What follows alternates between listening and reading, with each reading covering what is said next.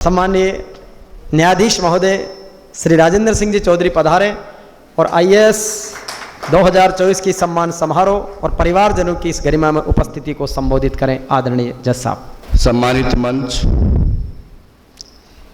और सम्मानित सभागार, आप सबका अभिनंदन, नमस्कार। जेवीपी मीडिया ग्रुप की ओर से भाई हरिराम जी ने जो ये बड़ा आयोजन प्रतिभाओं को सम्मानित करने का और जो प्रतिभाएं बनना चाहती है उनको मोटिवेट करने का किया है, उसके लिए हरिराम जी को, उनकी पूरी टीम को बहुत बहुत साधुवाद।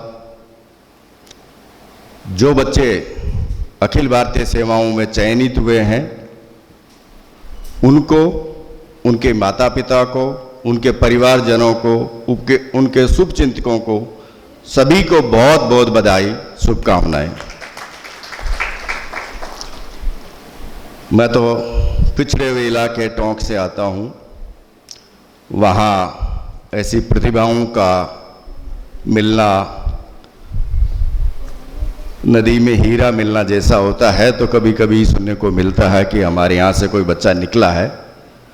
हम तो इसी बात से खुश हो लेते हैं कि हमारी ये प्रतिभा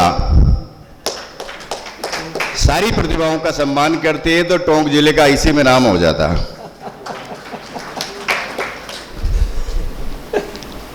ये कार्यक्रम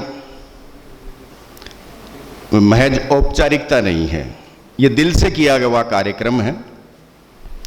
इसका मकसद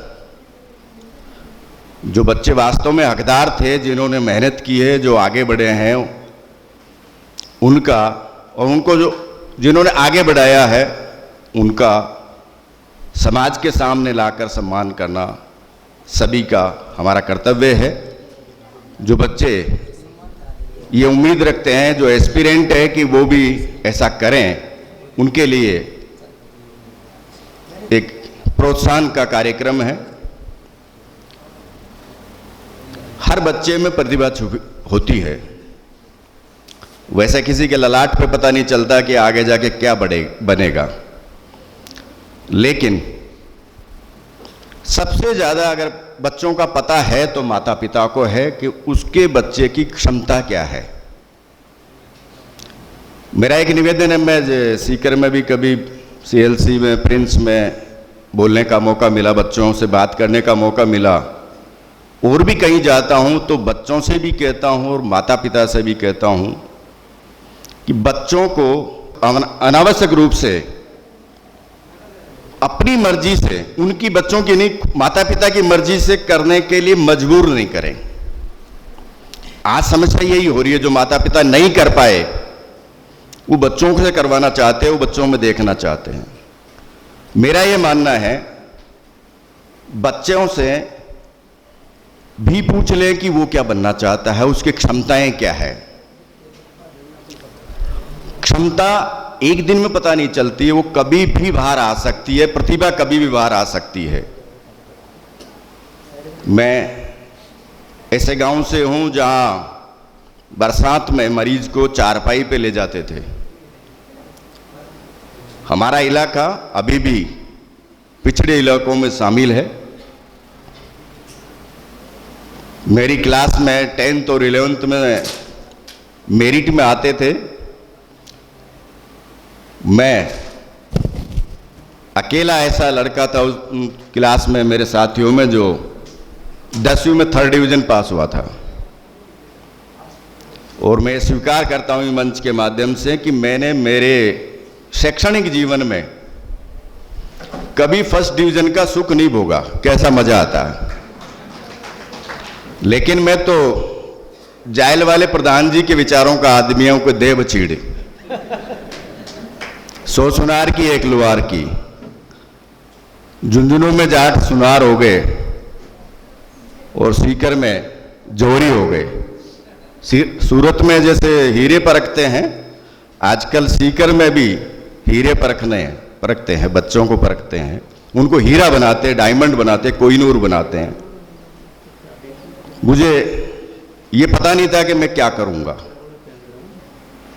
मेरे पिताजी जब मुझे 5वीं क्लास में साइकिल पे बिठा के पास के कस्बे में जुलाई के महीने से पहले कपड़े सिलाने ले गए थे, तो उनके मित्र मंडली ने पूछा कि मार साहब बच्चे को पढ़ाओगे क्या। ये हमारे इलाके की बात है कि टीचर से लोग पूछ रहे हैं, 5वीं में बच्चा पढ़ रहा है, उसको पूछ रहे हैं कि क्या इसको पढ़ाओगे। ये हमारे एजुकेशन का लेवल था, आज भी कोई ज़्यादा बढ़िया नहीं है।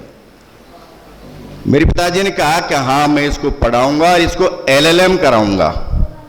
वो मेरे दिमाग में घूमती रही, पिताजी LLM कराएंगे, पिताजी LLM कराएंगे, और वास्तव में पिताजी ने LLM करा के ही छोड़ा।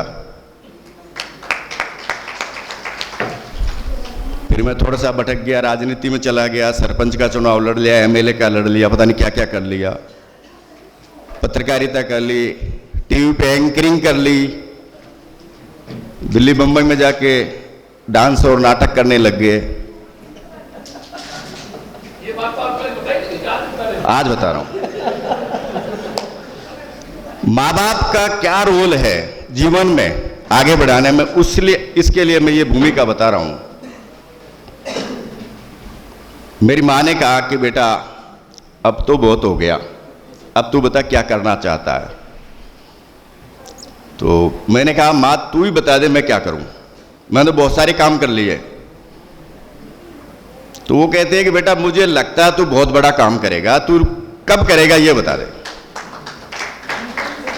तो मैंने तो उसी दिन प्रण कर लिया, 100 सुनार की 1 लुहार की जिंदगी में पहली बार RGS का फार्म भरा था, 2 महीने पढ़ाई करी और राजस्थान में टॉपर हुआ। मैं मेरा उदाहरण इसलिए दे रहा हूं कि कई माता पिता को ये ग्लानि होती है कि यार उसका बच्चा मेरिट में नहीं आया। नेहरा जी कह रहे थे अभी कि 90 के ऊपर बच्चा नहीं आता तो माता पिता के पता नहीं क्या हो जाता, चिंता हो जाती है। जितने भी बच्चे अखिल भारतीय सेवाओं में चयनित हुए हैं, राष्ट्र में राष्ट्रीय स्तर पर अंतर्राष्ट्रीय स्तर पर नाम किया है, वो मेरिटोरियस हो ये जरूरी नहीं है। ऐसे बच्चे भी आगे बढ़ सकते हैं जो मध्यम श्रेणी के रहे हैं।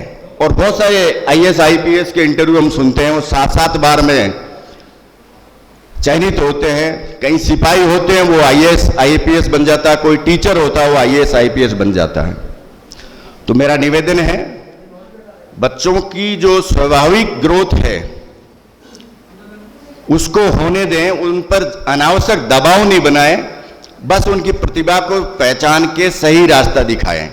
ये माता पिता का काम है और वो भी बच्चे सफल हो रहे हैं जिन्होंने माता पिता की सीख मानी है। बिगड़ने के लिए 100 में से 99 रास्ते होते हैं, बड़ी मुश्किल से एक रास्ता निकलता है जिसमें से आदमी पार हो जाता है तो सफल हो जाता है और माता पिता का नाम कर देता है। बाड़मेर के बारे में सुनते थे कि भाई बैठे हैं अभी, टोंक की तरह हमारे इलाके की तरह पिछड़ा इलाका मानते थे, आज तो काला सोना उगल रहा है। इससे भी बड़ी बात है कि वहाँ हर साल 5-7 IAS IPS निकलते हैं, स्टेट सर्विसेज में निकल रहे हैं। ये एक समाज की बात नहीं है, सभी समाजों में। नागौर, झुंझुनू, सीकर, बाड़मेर, ये जो शेखावटी मारवाड़ का इलाका है, यहाँ तो अब अच्छा कर रहे हैं। मैं ऐसे कार्यक्रमों में जाता हूँ, भाई बुलाता रहता है, और भी कहीं बुलाते जाता हूँ, तो बस खुशी तो बहुत होती है कि बच्चों का सम्मान हुआ। एक ठीस रहती है थोड़ी मन में कि चंबल और बनास के आसपास के लोग मीठा पानी तो पीते लेकिन आगे नहीं बढ़ पाते। मैंने अब रिटायरमेंट के बाद ये प्रण लिया है कि मैं इस ओर पूरी जिंदगी लगाऊंगा।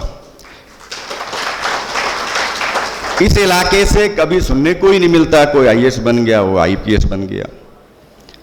इस इलाके वालों के तो हमारे प्रतिनिधि जो सम्मान करते रहते हैं, हमें खुशी होती है। मुझे भी ऐसे कार्यक्रमों से, ऐसे बच्चों से मोटिवेशन मिलता है कि शायद इनमें यहाँ आने से ही मैं आगे और बच्चे जो अच्छा कर सकते हैं समाज में, उनका प्रेरणा स्रोत बनूं। उनको आगे बढ़ाने के लिए मदद करूं। भाई ने, हरिराम ने मुझे बुलाया, अवसर दिया, आपने मुझे सुना, इसके लिए बहुत बहुत धन्यवाद। जय तेजा जी। बहुत बहुत धन्यवाद सर।